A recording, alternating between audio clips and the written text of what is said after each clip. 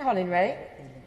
Thank you, Madam Deputy Speaker. It's a pleasure to be called in this very important debate. I approach this debate really to talk about online fraud in my capacity within the All-Party Group on Fair Business Banking and a member of the Treasury Select Committee. This is something of extreme importance. I'd like to congratulate the committee on their work, and my honourable friend, the chairman of the committee, has done excellent work on this, particularly pages 58 to 60 and 75 to 79.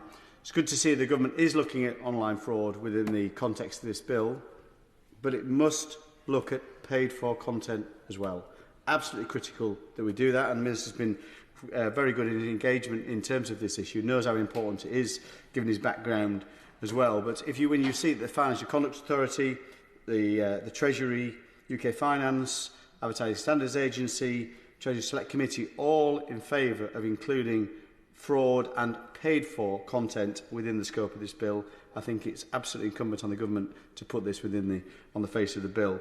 Otherwise, as the Treasury Select Committee says, there will be large financial losses to the public. Up to 40% of all crime is now fraud, of course, and as the report says, 85% of fraud involves the internet in some way or other. So critical that we cover this in the context of this bill. Of course, I'm massively in favour of competition and absolutely congratulate the platforms on what they've done in terms of the market dominance they have got. But of course, they've taken that market share in terms of paid-for content away from our local newspapers and other media like that. Critical, therefore, I believe, that we put those platforms on a fair and level playing field with that other media.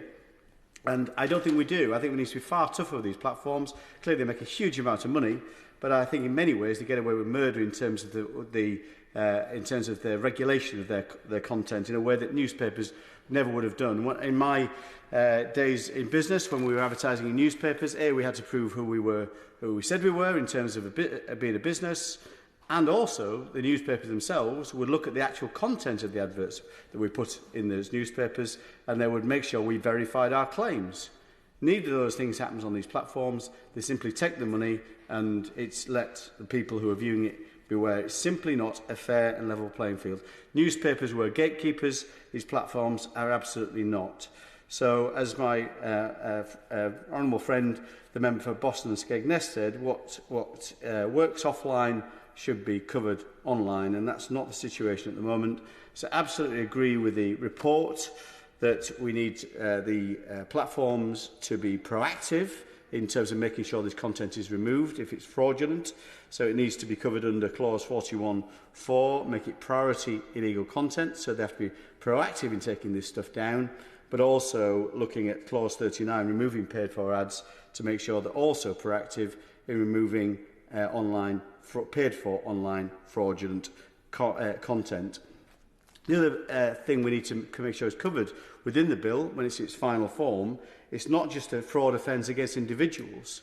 Companies often get defrauded by mechanisms through these platforms. We want to make sure companies are covered under this as well. And one way of doing this and focusing the platform's attention on this, because I'm not quite clear, and I probably need to spend a bit of time with the Minister and with the Chair of the Joint Committee, but looking what redress is available to people who do lose out. I know the committee is recommending an external redress process to cover this. Would that cover redress that covers financial loss? I think it should do. So if the individual or the company cannot get redress through the company that they were defrauded by, which is pretty unlikely, or the bank that facilitated the transaction, the platform themselves should cover the redress, that the loss, compensate those people for the loss. I think that would really focus the attention of the platforms in making sure this content was removed.